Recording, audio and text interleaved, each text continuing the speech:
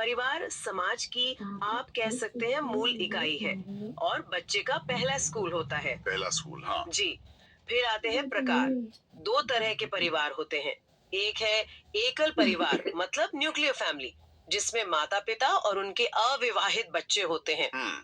और दूसरा है संयुक्त परिवार, जिसे जॉइंट फैमिली कहते हैं। इसमें दादा दादी, माता पिता, चाचा चाची सब एक साथ रहते हैं। अच्छा। और तीसरा बिंदु है आनुवांशिकता से जुड़ा।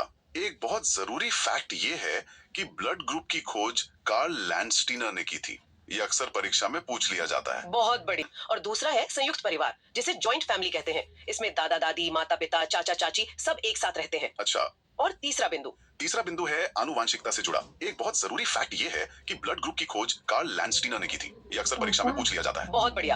अब हम जानवरों से जुड़े एनसीईआरटी के सबसे महत्वपूर्ण तथ्यों पर आते हैं। शुरुआत दुनिया के सबसे आलसी जीव स्लॉथ से करते हैं। हाँ, स्लॉथ से जुड़े ये 5 बिंदु परीक्षा के लिए बहुत बहुत जरूरी हैं। पहला, यह भालू जैसा दिखता है पर असल में भालू नहीं है। अच्छा, ये कंफ्यूजन होता है। जी बहुत। दूसरा, ये दिन में करीब 17 घंटे पेड़ से उल्टे सिर लटक कर सोता है। 17 घंटे? हाँ। और तीसरा, कंफ्यूजन होता है। जी बहुत।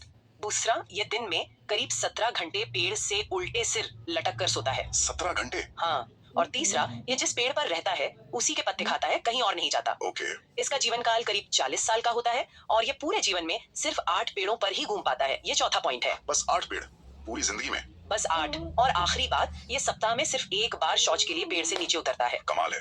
अब बात करते हैं हाथियों की। हाँ। हाथियों के झुंड और उनकी आदतों से जुड़े क्या तथ्य हमें जानने चाहिए? हाथी के बारे में भी कुछ बातें बहुत महत्वपूर्ण है। सबसे पहले उसका आहार। एक बड़ा हाथी एक दिन में 100 किलोग्राम मतलब 1 क्विंटल से ज्यादा पत्ते और झाड़ियां खा जाता है। 100 किलो? जी। और आराम मतलब नींद, वो दिन में केवल 2 से 4 घंटे ही सोता है।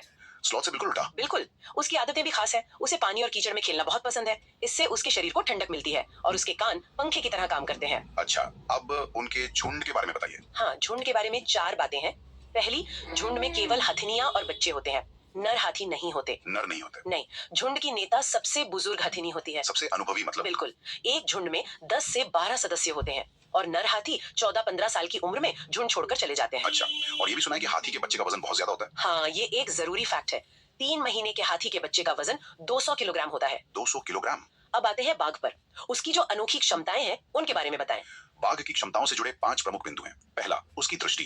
बाघ अंधेरे में हम इंसानों से 6 गुना बेहतर देख सकता है। 6 गुना? जी। दूसरा, उसकी मूछें। ये बहुत संवेदनशील होती हैं। हवा में हुए कंपन को भांपकर शिकार का पता लगा लेती हैं। मतलब ये एक तरह का रेडार सिस्टम है, आप कह सकते हैं। तीसरा, उसका इलाका। वो अपने इलाके में मूत्र करके अपनी गंध छोड़ता है ताकि दूसरे बाघों को पता चल जाए। ओके। चौथा, उसकी दहाड़। बाघ की दहाड़ 3 किलोमीटर दूर तक सुनी जा सकती है। 3 किलोमीटर? हाँ। और पांचवा, उसके कान। वो आवाज इकट्ठा करने के लिए अपने कानों को अलग अलग दिशाओं में घुमा सकता है। बहुत खूब। अब कुछ और जानवरों जैसे लंगूर, मगरमच्छ और डॉल्फिन के बारे में थोड़ा संक्षिप्त में बताइए। हाँ, इनसे जुड़े मुख्य तथ्य हैं। जैसे लंगूर, वो जंगल में कोई मुसीबत, मान लीजिए शेर आ गया, तो एक खास आवाज निकालकर अपने साथियों को अलर्ट करता है। एक तरह का अलार्म सिस्टम? बिल्कुल। मगरमच्छ और छिपकली के कान छोटे छेद जैसे होते हैं जो आसानी से दिखते नहीं है। और छिपकलियां सर्दियों में लंबी नींद में चली जाती हैं, जिसे हाइबरनेशन कहते हैं। जी, सुप्तावस्था। और डॉल्फिन, ये भी अलग अलग तरह की आवाजें निकालकर एक दूसरे से बात करती हैं। और ये भी याद रखना जरूरी है कि भारत का राष्ट्रीय जलीय जीव गांगेय डॉल्फिन है, जिसे सूसू भी कहते हैं। चलिए, अब हम पक्षियों की दुनिया में चलते हैं। सबसे पहले उनकी नजर और घोंसलों के बारे में जानते हैं। पक्षियों की नजर इतनी तेज क्यों होती है? देखिए, पक्षियों के दृष्टि से जुड़े कुछ बिंदु महत्वपूर्ण है। ज्यादातर पक्षियों की आंखें सिर के दोनों तरफ होती हैं। हाँ। इससे फायदा ये है कि वे एक ही समय में 2 अलग अलग चीजों पर नजर रख सकते हैं। वाइड एंगल व्यू मतलब? बिल्कुल। लेकिन उनकी आंखों की पुतली घूम नहीं सकती, इसलिए वो पूरी गर्दन घुमाकर देखते हैं। अच्छा, इसीलिए वो अपनी गर्दन इतनी हिलाते हैं। जी। और चील, बाज और गिद्ध जैसे पक्षी जो शिकारी हैं, वो हमसे 4 गुना ज्यादा दूर तक देख सकते हैं। 4 गुना? इसका मतलब जो चीज हमें 2 मीटर से दिखती है वो उन्हें 8 मीटर से दिख जाती है। बिल्कुल सही, यही हिसाब है। और अलग अलग पक्षी अपने घोंसले कैसे बनाते हैं, ये एक बहुत ही पसंदीदा टॉपिक है एग्जाम्स का। हाँ, घोंसलों से जुड़े तथ्य सीधे पूछे जाते हैं। जैसे कलचिड़ी या इंडियन रॉबिन, वो पत्थरों के बीच खाली जगह में घोंसला बनाती है। ओके। कौवा पेड़ की सबसे ऊंची डाल पर अपना घोंसला बनाता है। सबसे ऊपर? हाँ। और कोयल बहुत चालाक है, वो अपना घोंसला बनाती ही नहीं, कौवे के घोंसले में अंडे दे देती है। अच्छा, और फाख्ता? फाख्ता यानी डव, वो कैक्टस के कांटों के बीच या मेहंदी की मेड़ में घोंसला बनाती है। गौरैया और कबूतर तो हमें पता ही है, घरों या खंडरों में। हाँ, ये तो दिखते रहते हैं। एक होती है दर्जीन चिड़िया, टेलर बर्ड। वो पत्तों को सिलकर एक थैली जैसा घोंसला बनाती है, बहुत सुंदर होता है। सिलकर? वाह। जी। शक्कर खोरा या सनबर्ड, वो डाली से लटकता हुआ घोंसला बनाता है। और सबसे मजेदार है वीवर पक्षी। इसमें नर वीवर पक्षी कई सारे घोंसले बनाते हैं और मादा आकर सबसे अच्छा घोंसला चुनती है और उसी में अंडे देती है। क्या बात है, ये तो स्वयंवर के बारे में भी कुछ मुख्य बातें हैं, जैसे रेशम का कीड़ा वो अपनी मादा को उसकी गंध से कई किलोमीटर दूर से ही पहचान लेता है। गंध से कई किलोमीटर से? जी, मच्छर हमें हमारे शरीर की गंध, खासकर पैरों के तलवे की गंध और हमारे शरीर की गर्मी से ढूंढते हैं और वो पानी में अंडे देते हैं। अच्छा, इसीलिए रुके हुए पानी से बचना चाहिए। और चींटियां, वो हमेशा लाइन में क्यों चलती है? हाँ, ये बड़ा दिलचस्प है। चींटियां जब चलती हैं तो जमीन पर फेरोमोन्स नाम का एक केमिकल छोड़ती जाती हैं। बाकी चींटियां उसी को सूंघकर रास्ता फॉलो करती हैं। गूगल मैप्स की तरह? बिल्कुल, और उनमें काम भी बटा होता है। रानी चींटी सिर्फ अंडे देती है, सिपाही चींटी बिल का ध्यान रखती है और काम करने वाली चींटी भोजन लाती है। दीमक और ततैया भी इसी तरह समूह में रहते हैं। और मधुमक्खी पालन, जिसे बी कीपिंग कहते हैं, उससे जुड़े क्या सवाल आते हैं? मधुमक्खी से जुड़े 4 सबसे जरूरी तथ्य हैं। पहला, स्थान। बिहार का जो मुजफ्फरपुर जिला है वो लीची के लिए बहुत प्रसिद्ध है और मधुमक्खी पालन के लिए भी। ओके। दूसरा, समय। मधुमक्खी पालन का सबसे अच्छा समय अक्टूबर से दिसंबर होता है क्योंकि ये उनके अंडे देने का समय है। अच्छा, ये समय जरूरी है। बहुत। तीसरा है संचार। जब किसी मक्खी को रस मिल जाता है तो वो छत्ते में वापस आकर एक खास तरह का नाच करती है। उस डांस से वो दूसरी मक्खियों को बताती है कि रस कहाँ है। क्या बात है, डांस से कम्युनिकेशन। जी। और चौथा, उनकी संरचना। हर छत्ते में एक रानी मक्खी होती है जो अंडे देती है और नर मक्खी यानी ड्रोन, उनका कोई खास काम नहीं होता। अब सांपों पर आते हैं। इनको लेकर कई धारणाएं हैं, लेकिन परीक्षा के नजरिए से क्या सच है? भारत में कौन से सांप जहरीले हैं? ये जानना बहुत जरूरी है कि भारत में केवल 4 तरह के जहरीले सांप पाए जाते हैं। सिर्फ 4? हाँ, मुख्य रूप से 4। नाग, जिसे कोबरा कहते हैं, करैत, दुबोया यानी रसल्स वाइपर और अफाय सॉ स्केल्ड वाइपर। ओके, बस ये 4 नाम याद रखने हैं। जी। इसके अलावा कुछ और बातें भी हैं, जैसे सांप के 2 खोखले जहर वाले दांत होते हैं जिनसे वो जहर छोड़ता है और सांप के काटने की जो दवा है सीरम, वो सांप के जहर से ही बनती है। अच्छा, जहर ही जहर को काटता है। बिल्कुल। एक और मिथक है सुनने को लेकर, सांप के बाहरी कान नहीं होते, वो जमीन पर हुए कंपन मतलब वाइब्रेशन को महसूस करता है। बीन की धुन पर नहीं नाचता मतलब? नहीं, और सपेरों की जाति को कालबेलिया कहते हैं, ये भी एक फैक्ट है। एक और चीज है नाग गुम्फन, ये एक तरह की रंगोली या डिजाइन है जो गुजरात और दक्षिण भारत में काफी प्रसिद्ध है। अब कुछ खास पौधों की बात करते हैं, जैसे रेगिस्तानी ओक और घटपर्णी। ये नाम बहुत आते हैं परीक्षा में। हाँ, ये दोनों बहुत महत्वपूर्ण है। पहले रेगिस्तानी ओक की बात करते हैं। ये ऑस्ट्रेलिया में पाया जाता है। ऑस्ट्रेलिया में, ठीक है। इसकी जड़ें पानी की तलाश में बहुत गहरी चली जाती हैं, लेकिन सबसे खास बात यह है कि इसके तने में पानी जमा होता है। तने में पानी? जी। और वहाँ के जो स्थानीय लोग हैं वो जरूरत पड़ने पर पाइप डालकर उस पानी को पीते हैं। ये तो कमाल है।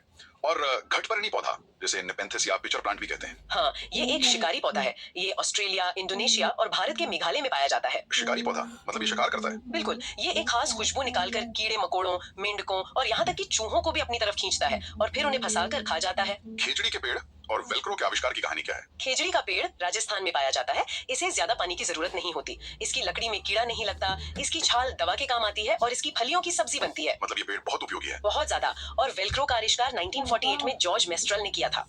उन्हें ये आइडिया तब आया जब उन्होंने कुछ बीजों को अपने कपड़ों और अपने कुत्ते के बालों पर चिपका हुआ देखा। उन बीजों में छोटे छोटे हुक थे। प्रकृति से प्रेरणा लेकर इतना बड़ा आविष्कार। सही बात है। चलिए आखिर में ये जानते हैं कि हम जो सब्जियां खाते हैं वो दुनिया के किस कोने से आई हैं। ये मैचिंग वाले प्रश्नों में बहुत आता है। हाँ, इसे आसानी से याद कर सकते हैं। टमाटर, आलू और हरी मिर्च। टमाटर, आलू, हरी मिर्च दक्षिण अमेरिका से। जी।